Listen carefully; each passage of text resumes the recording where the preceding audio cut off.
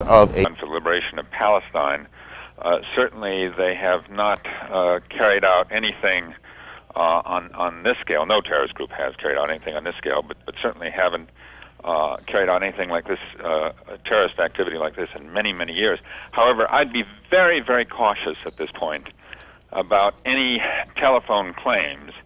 Once these events occur, what we've seen is two things. Number one, in many cases, there is no credible claim of responsibility from the actual perpetrators. And second, there are often many false claims by groups once information like this goes out. Let me just pass along some information. In New York, all airports, Newark, JFK, LaGuardia, all airports have been closed, as have all tunnels leading to New Jersey and Queens, and all bridges. All airports, tunnels, and bridges have been closed. Mr. Jenkins and Mr. Kallstrom, while you're there, let me just try to do a recap, if I might, because we're looking at just about 1 hour ago when all this began. It began when a plane, still an unidentified aircraft, plowed into one of the two towers of the World Trade Center, creating a hole, the larger of the two that you see on the left-hand side of your screen. 18 minutes after that, as we were dealing with that explosion, you see a second plane, appeared to be a commercial aircraft, bored into, there it is again, bored into the second of the two towers at a lower level. At this point, we do not have any confirmation of casualties or injuries, or even confirmation that these planes were hijacked. Nonetheless, we do have a couple of reports, one from AP, one from Reuters, reporting that an American Airlines plane was hijacked, that a United Airlines plane was hijacked, supposedly one of those two planes hijacked out of Boston. Within about 45 or 50 minutes after that first attack, we saw smoke pouring out of the Pentagon in the nation's capital. There's the scene right there. Again, at this point, we don't know if that's the result of a bombing or we don't know if it's the result of a plane attack. The president right now is on his way back from Florida. He had gone there for an educational event. He came forward, had a couple of things to say to the nation. In a brief remarks, he said this was an apparent terrorist attack on our country, promised the full resources of the government to help those who were injured by the attack and to investigate the attack. He said, before leading people in prayer, that this will not stand. The president is heading back to the White House, but we can tell you at this point that the White House has been evacuated or is in the process of being evacuated. And here in New York, everybody is, of course, on full alert. All airports, tunnels, and bridges have been closed. Mr. Kallstrom, are you still with me? Yeah, I know you've got to get out of there. Any final comments from your end? No, just a tragic day. I agree with the comments about. I don't think we should jump to any conclusions as to who did this. I think it's largely irrelevant for the public at this point. There are a lot of false claims and misclaims and no claims, and after all, this is such a massive attack that full retaliation will be in the cards. So the notion of someone standing up and saying they actually did this, I would have to put great doubt at that at this point. Former New York FBI Director James Kallstrom. Jim, thank you. Thank you. We can add right now to the list of evacuated, we told you earlier the White House was in the process of or had been evacuated. We understand the same can now be said of the U.S. Capitol and the U.S. Treasury building. Brian Jenkins, are you with me? Yes, I am. You heard Mr. Kallstrom talking about responding to this kind of an attack, if that's what it was. That's something easily said. Is it doable? Well, it is doable. The question is, first of all, though it's far too early to talk about what it may be possible to do in response. I mean, clearly, an action like this will provoke some type of response, but then that really requires first figuring out who did it, and then figuring out what the appropriate response is. Can you play process of elimination in answering who did it? Can you not eliminate some possibilities because they did not have the resources, the coordination, the expertise to do this? You know, you have to be very, very careful both about jumping to conclusions as to who to blame and ruling out people prematurely. Many, many years ago, analysis of something like this used to be easier because we dealt with a number of identifiable terrorist organizations, each of which had its own identifiable capabilities and modus operandi. Today, it is a much more fluid organization from universes of like-minded fanatics. These various conspiracies are put together, and so, in fact, if we drop back to the plot that was discovered just before the Millennium celebrations in the United States, that involved some Algerians who, in turn, are believed to have been connected to Osama bin Laden. You know, one sees these assemblies of conspiracies that may involve many actors. Again, a further note, and we're getting this as it comes in. We understand now, we're getting a report that the FAA has halted all takeoffs, all traffic nationwide, that all aircraft are grounded. Obviously, there are those aircraft in the air. If they're bound for New York, they're going to arrive and find airports closed. But whether or not those those in the air are going to be brought down to the nearest facility as soon as possible is still unclear. Is there a standard procedure amid all this, Mr. Jenkins?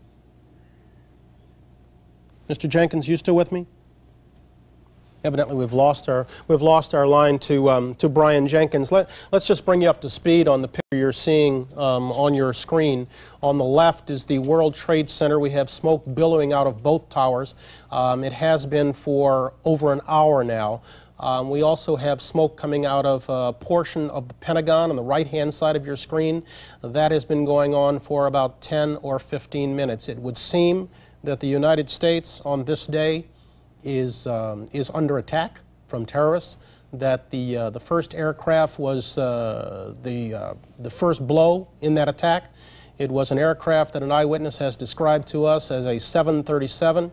It struck the World Trade Center at its upper levels at 8:45, or within minutes of that this morning. And then 18 minutes after that, there was this frightening scene of a second aircraft plowing into the other tower on the southern tip of Manhattan. When visibility was perfect for flying, it would seem that both aircraft were directly targeting the World Trade Center, a building that has, or a facility that was the scene of a terrorist attack back in 1993. That attack killed 6 and left over 1,000 injured. Although we have no reports of casualties, it would seem that we can expect those numbers to be much, much worse today. Shortly after that attack, the president came forward in Florida with a brief address to the nation, promising the full resources and saying this will not stand. And then he is flying back to Washington. Once he gets there, he'll find the White House, the Capitol, and the Treasury have been evacuated, is ablaze. Victimized again by yet another attack, this one in the nation's capital. That one came at about 9:30 Eastern Time. Bill Plant is standing by with us at the White House or thereabouts. Bill, where are you and what are you getting? Hello? Bill? Bill? Bill Plant is standing by. Let's go ahead and see if we can't get our communication through with him. We are getting a report here. I'm looking. Paul Begala, Democratic consultant to Bill Clinton, is being quoted on the wire as saying he witnessed the explosion near the Pentagon shortly after 2 planes crashed in the World Trade Center. He says it was a huge fireball, a huge orange fireball, and he says another witness told him that a helicopter exploded.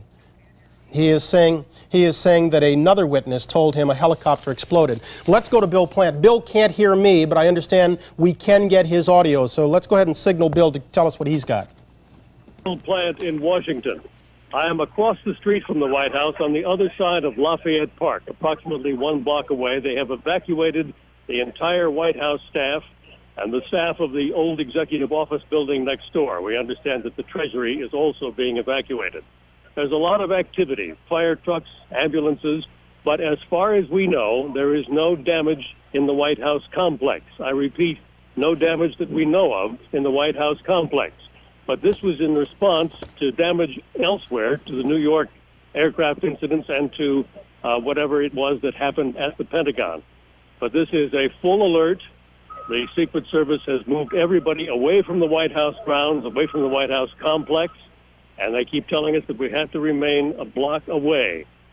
There are fire trucks going by, ambulances going by, headed we know not where. But this is obviously a precautionary measure because no one clearly knows what to expect next. Brian? All right, Bill Plant. And again, Bill is unable to hear us. We were able to get his audio in here, but as you can imagine, it is I'm sure, a frantic scene down in the nation's capital this morning, as it is here in New York, as we've been watching down at the southern tip of Manhattan. Jane Clayson is with me here in New York, and I apologize for talking throughout, but you've been watching. Go ahead, Jane. Well, I just wonder how many people are in the building right now. We haven't been able to assess if people have been coming out of the building, if there have been people on the ground.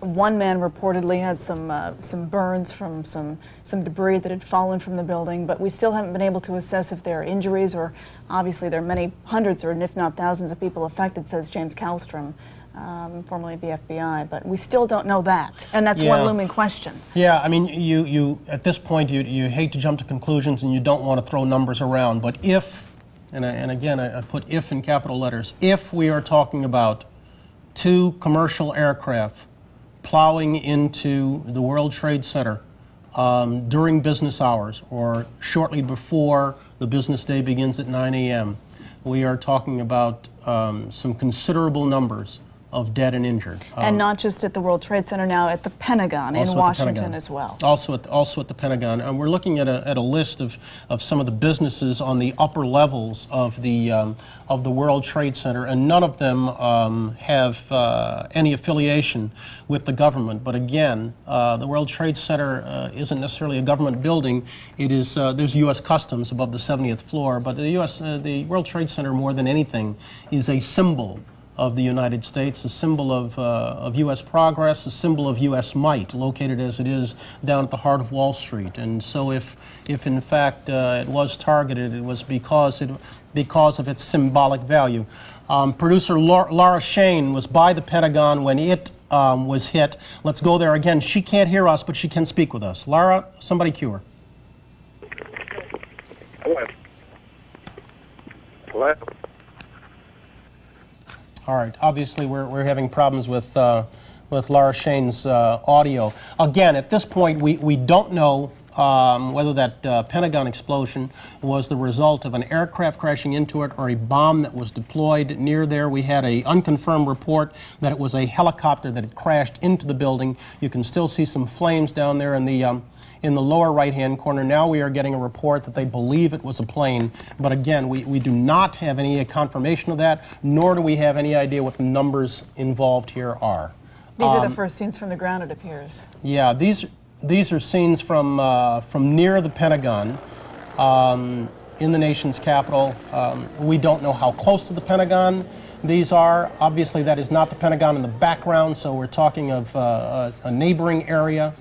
We're not getting any numbers at this point. We do know that an FBI team has been dispatched from the nation's capital to investigate what has gone on at the World Trade Center, but at this point our information is sketchy.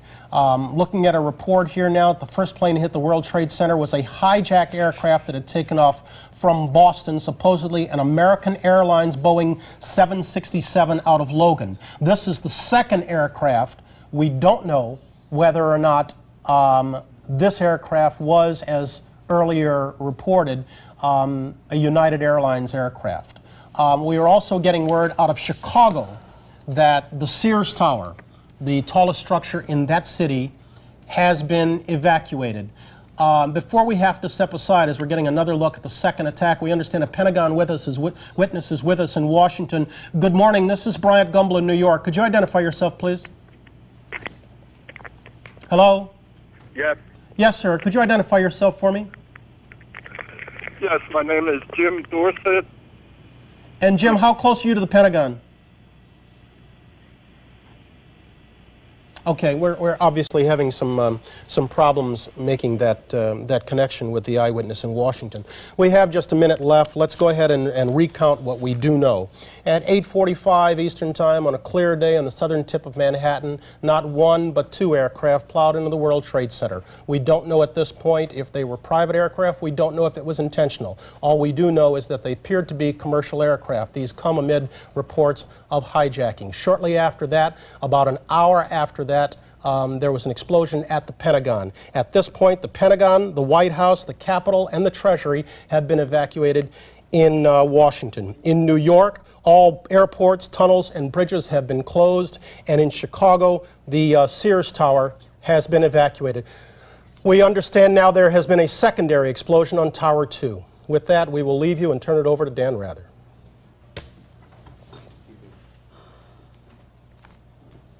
This is CBS News continuing live coverage of the apparent terrorist attacks today here in New York City and in Washington, D.C. It's important to say these things at the very beginning. There is much that is not known about what is happening.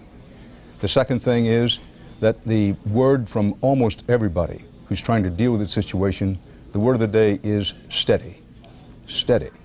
Yes, there have been some terrible things happening, but until and unless we know the facts, it's very difficult to draw many conclusions. Now, here's what we know. Just before 9 Eastern Time this morning, a plane crashed into one of the twin towers of the World Trade Center along the Hudson River here in New York. A few minutes later, a second plane crashed into the other tower. Both skyscrapers are on fire. Evacuations have been underway for a long while. There are known injuries. How many? Much too soon to know. And whether there's any death or not, it is too soon to know. Yes, there are widespread assumptions that there must be death, but there are no confirmed fatalities. Now, in Washington, the Pentagon has had a fire and explosions, much speculation of what would have caused the fires and explosions at the Pentagon in Washington, but very few facts. David Martin, our Pentagon correspondent, says that he has seen, I believe it said 5 injured people at the Pentagon. One eyewitness, and only one so far, is quoted as saying he thinks, I put that in quotation marks, he thinks a plane crashed into the Pentagon. But there'll be rumors all day, and we're going to try to separate the rumors from the facts. Now, you're looking at a live picture of the twin towers of the World Trade Center. In flames, with much smoke.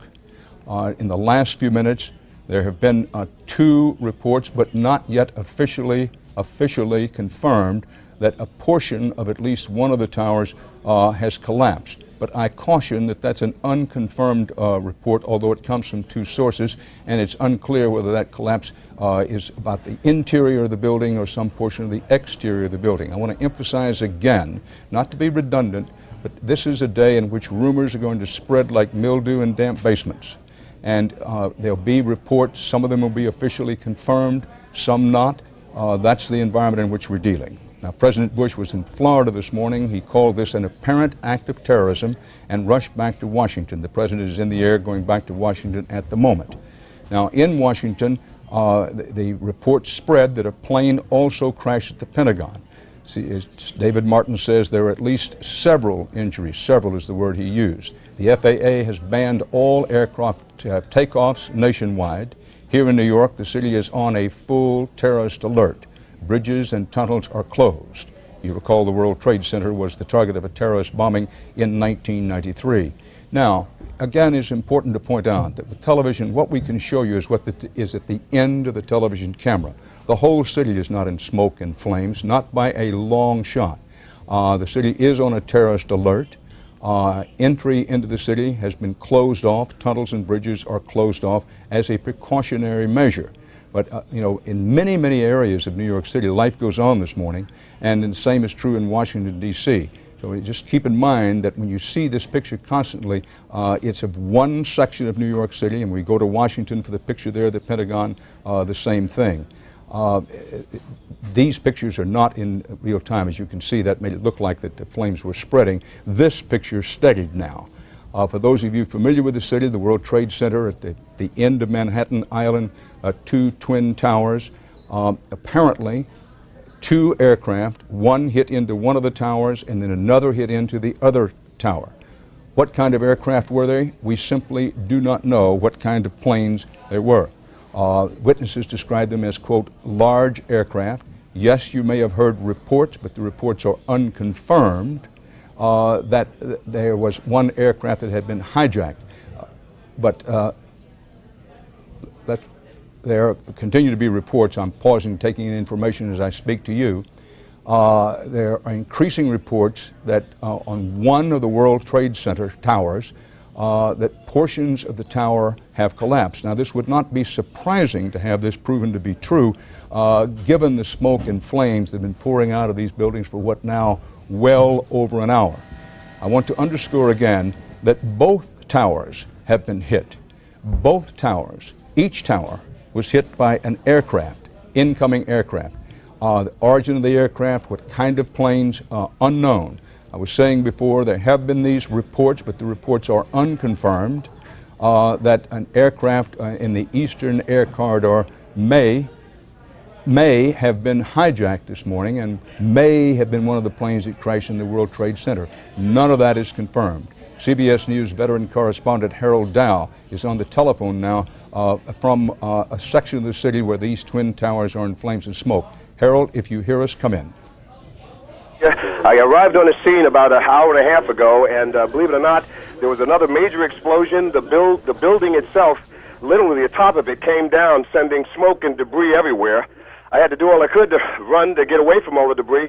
Me and a number of other people here are trapped in the subway here in a shoe store, actually trying to get away from most of the debris.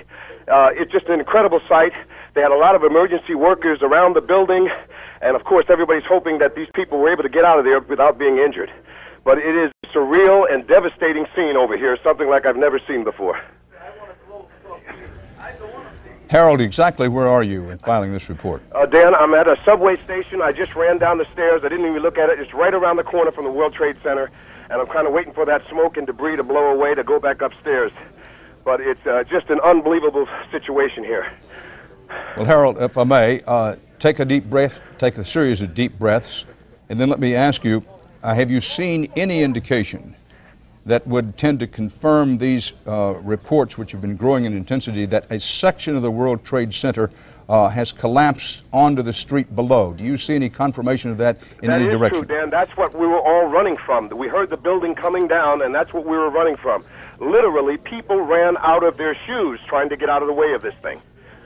Well, one can certainly understand that. So Harold Dow, our man on the scene, reports that he can confirm that a section, we do not know how large a section of one of the World Trade Center towers has collapsed into the street below. Now, for those of you who are joining us in progress, it's Dan Rather at CBS News World Headquarters in New York with Russ Mitchell at my side here, covering a breaking news situation.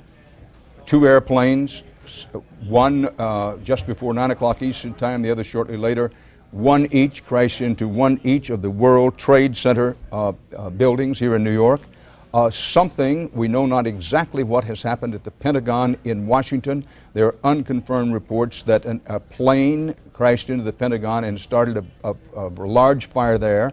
There have been some people injured at the Pentagon. How many, we do not know. David Martin on the scene at the Pentagon says he saw several people injured. There are other, and I repeat, totally unconfirmed reports at Pentagon that it wasn't a plane that went into the Pentagon, it was a helicopter, and then there are yet third versions of this that say a plane and a helicopter may have crashed into the Pentagon. But all of that is in the area of unconfirmed. Fact, something started to fire with some explosion at the Pentagon not long after the two World Trade Centers were hit by separate aircraft. Mika Brzezinski is downtown. Mika?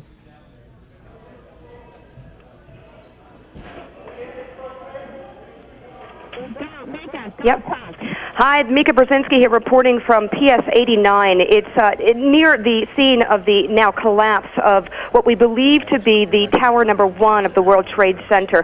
I was standing with CBS News correspondent Byron Pitts. We were coordinating our crews in a crowd of people near the corner of Murray Avenue and the West Side Highway when the collapse occurred, and literally plumes of smoke and gases as the collapse happened, I'm sure you're seeing in the video, began to roll our way, and that is when the crowd went wild. People just began to run. Our live trucks shut down, crews were running, reporters were running, people were running, and the cops literally were just waving their arms saying, go, go, go. We are inside the school right now, actually inside a small room, trying to stay clear of the crowds that are trying to get out of the way, and also the evacuation of this school. School officials here are trying to get everybody out of the building in an orderly fashion as quickly as possible. But again, there is so much confusion out on the street. It is literally chaos out there. We've got a short timeline here. The school right now is now putting on the intercom where kids need to go to assemble classes near Chambers Street. They're trying to organize the classes and get these kids out of here as safely as possible. Right now we're dealing with the air because of the plumes of smoke and gases. Byron pointed out to me we needed to move quickly because the smoke that was rolling our way and the debris as well was very thick and it could be very dangerous. It was already a chaotic situation before the collapse happened, and this is just piling more danger and damage on top of what was already a very chaotic situation. We're dealing with a wide range of emotions out here on the street as well. You've got typical New Yorkers. I actually ran with my producer, Mike Noble, about a mile to get here before we hopped onto a golf cart and got someone to bring us right up to the scene.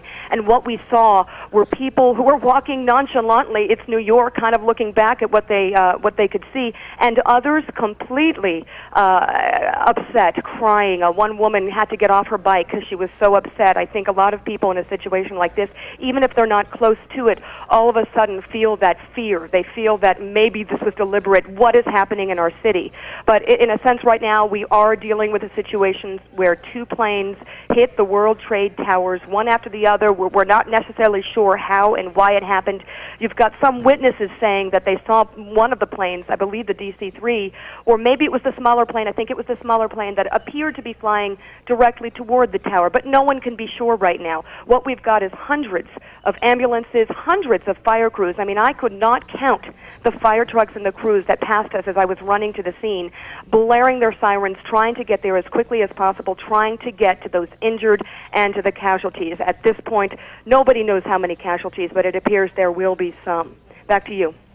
Mika Brzezinski reporting from the area of Manhattan where you see these smoke and flames. The two twin World Trade Centers hit this morning separately by aircraft. Now, let me underscore that New York is not burning. One section of New York has had a terrible thing happen, what President Bush has called an apparent terrorist attack. And in Washington, D.C., an apparent terrorist attack. I underscore the word apparent terrorist attack on the Pentagon. CBS News veteran Defense Department correspondent David Martin is on the telephone from the area. David, do you hear us? The White House.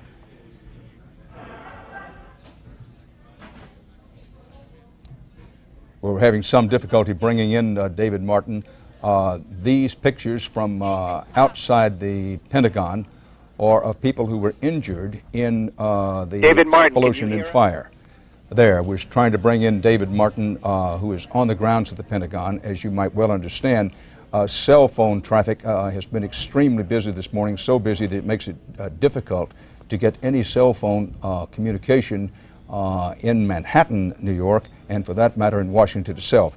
So while we try to get David Martin up, you're looking at a live picture from the Pentagon in Washington. Keep in mind, two airplanes hit one each of the Twin Towers World Trade Centers in New York, and in the Pentagon, nobody knows what started it. Nobody knows for sure what started it. Apparently, a plane and or a helicopter was flown into the Pentagon, but that's not been confirmed. There was an explosion and fire in the Pentagon. These pictures have to do with casualties injured at the Pentagon. If anybody has been killed, we are not yet aware of it. We go to Jim Stewart in our Washington Bureau. Jim? And here in Washington, The police now have closed down the Capitol, the House and Senate. They have closed down the Justice Department. The World Bank has been emptied. We are told that the Metropolitan Police Department of Washington now is on full alert with the anticipation that there could be additional targets if in fact someone is targeting sites in the nation's capital. We are told that the FAA has grounded all flights, all domestic flights in the United States. One building that has not closed down is the FBI. The FBI has established an emergency command post in the center of its building. It's a contained area that is presumably safe from bombs, they believe, and FBI officials have been there now for the last 2 hours trying to sort out exactly what is going on. I can tell you, Dan, that the working theory here is that this is the work of terrorists. They specifically believe this is the work of Osama bin Laden.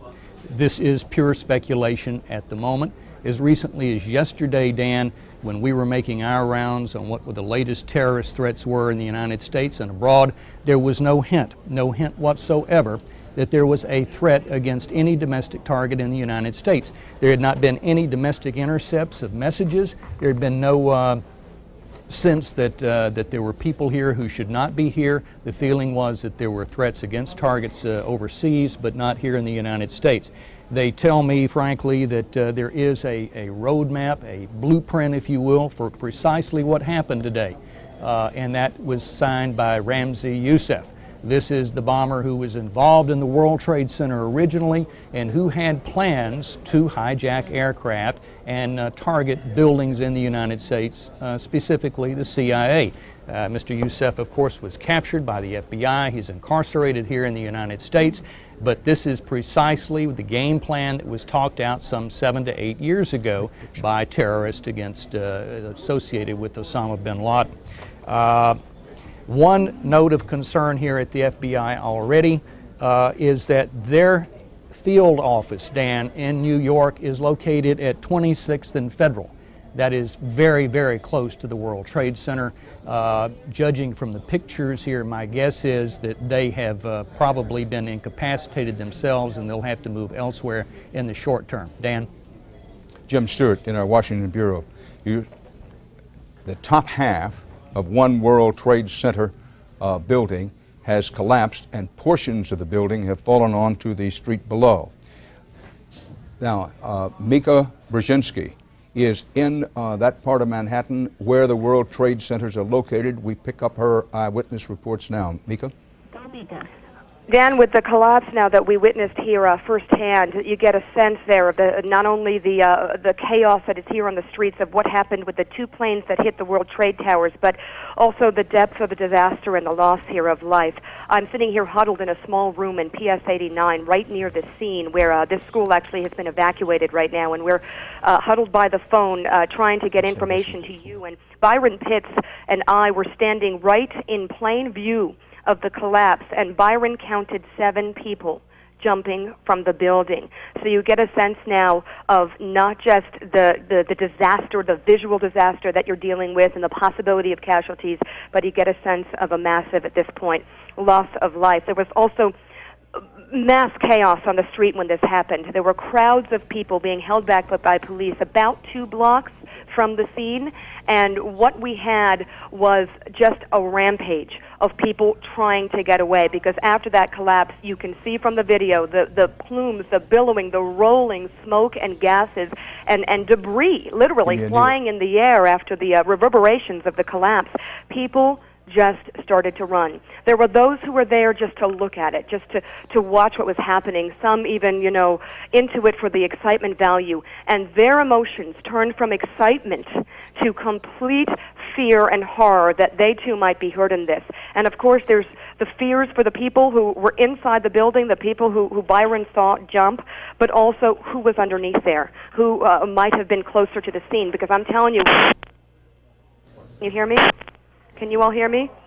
We're being evacuated here from the building, and I'll just tell you real quickly, when that collapse happened, if it had been on our side of the building, we would have been covered with that debris. That collapse spread far and wide, and the crowds that were nearby to look at this, I don't think we're far enough from the scene. Now, I'm inside a school which is 3-4 blocks from where this whole disaster happened, and they were methodically trying to get the kids out of here and get them out of here fast. They saw the rolling smoke and the debris coming toward the school, and it was not just a matter of being, a couple of yards away from it. It was get the kids out of here to a different place and quickly. Get your classes together and get them out of here and meet somewhere else. And they had the intercom system going wild here. Cops were running through the halls, and Byron and I were able to get into a small office here where we could get to a phone. But right now we are in an area that is completely evacuated, and we're talking to the NYPD right now about what to do and where to be at this point. I don't know if they're going to let us stay on this phone,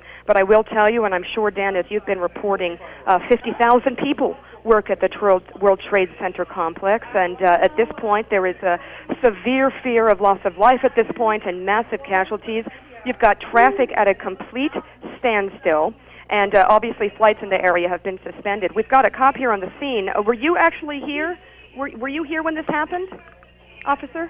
Yes, I Can you? that it was set on fire. Tell me exactly where you were and what you saw. Can you do that? Okay, the cop right now is working on other things. Sorry about that. We're just trying to get a sense of what happened. I'm sure you've heard a lot of different accounts from different views of this. You've got 2 towers on fire, and now the one that has literally lost a part of the top of the building. And Byron and I were trying to figure out, was it the top quarter of the building, the top 8? It was a massive section of the building.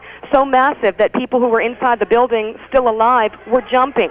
And at this point, what we are dealing with, I'm just looking out a closed door here at the chaos out in the hall here. People are still trying to figure out where to go. They're asking the cops how to get out of here, where's the safest place to go. And what we're trying to do right now is keep a handle on the chaos here, keep a handle on where people are, and we're going to stay on the story. Right now, Dan, I'll throw it back to you. Nika Brzezinski covering at the scene of the Twin Towers of the World Trade Center. If you're asking how many people injured, how many people killed, the answer is we do not know. One portion of one of the Twin Towers of the World Trade Center here in New York has collapsed. Now, American Airlines Flight 11, a Boeing 767, flying from Boston to Los Angeles, is reported by the Associated Press to have reported a terrorist takeover in flight. We have not confirmed that on our own. This is according to the Associated Press. Assumptions can be made all over the place, but the fact is we don't know what airplanes hit the World Trade Centers. We do know that there were 2 separate airplanes not far apart. It's believed that an aircraft of some kind also caused the explosion fire at the Pentagon. Now, there are reports out of Washington at this hour. Keep in mind that the FAA has ordered what in effect is a lockdown on air flights over the United States. Planes in the air have been ordered to land. They don't want any aircraft flying anywhere in the United States if they can keep from it at this moment. And here's the reason. Reports of all kinds are flying around, but there is one report that another aircraft has been hijacked in the eastern corridor. U.S. Air Force fighter aircraft are flying over the White House at this hour.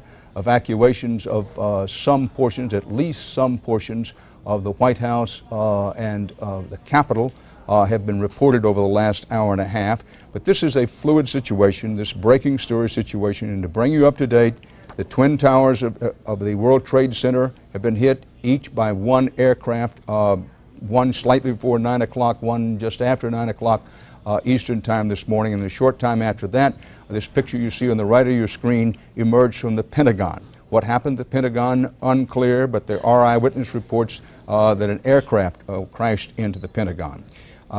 Obviously, authorities are taking every precaution that they can, and amid this report, the unconfirmed report that another civilian airliner possibly has been hijacked somewhere in the Washington area is leading to yet another series of investigations. The Associated Press now, in a flash, quoting the Associated Press, 1 World Trade Center tower has collapsed. Period. And let's pause for a moment because given the photographs, the live pictures we have, it's very difficult to confirm that report that a whole tower has collapsed. We're going to stick with the moment, for the moment, with the report that a portion of one of the World Trade Center towers has collapsed. Perhaps that's what the Associated Press means. With me here is Russ Mitchell in New York. Russ, seeing these pictures of the World Trade Center, both towers aflame, all that smoke down in that part of Manhattan, is reminiscent of what happened in the World Trade Center not quite 10 years ago. That's right. It was February 26, 1993. 6 people were killed in a terrorist bombing, over 1,000 people injured. And for folks who are really not familiar with the World Trade Center, let's kind of put things in perspective for you. These are twin towers. They were dedicated back in 1973. They are each more than 1,300 feet tall, 110 stories. As Mika Brzezinski reported a few minutes ago, 50,000 people work in these twin towers, and we're talking about things from brokerage firms to law firms and other offices on those floors. To give you an idea of the amount of folks and the size we're talking about here, each tower of the World Trade Center has its own zip code. Each tower has its own zip code. It is a symbol of American capitalism. And when this happened, I know back in 1993, Dan, the thought was that the World Trade Center, along with other major buildings in the United States, in New York, were targets for this because they were symbols of America. And anyone who was out to prove something would hit these targets. And just like the World Trade Center, by the way, were the tallest buildings in the world before they were displaced by the Sears Tower in Chicago, which has also been evacuated this morning. In that last attack on the World Trade Center, the terrorist attack for which the attackers were tracked down and convicted and imprisoned, at least some of them, the plan at that time by the terrorist planners was a series of attacks. They intended to attack not only the World Trade Center, but also the United Nations and at least one of the tunnels leading into New York City. Now, what's happened this morning on the prima facie case so far is that this was a coordinated series of attacks which succeeded with the World Trade Centers and with the Pentagon. Now, from the scene, you heard Mika Brzezinski earlier report that she saw people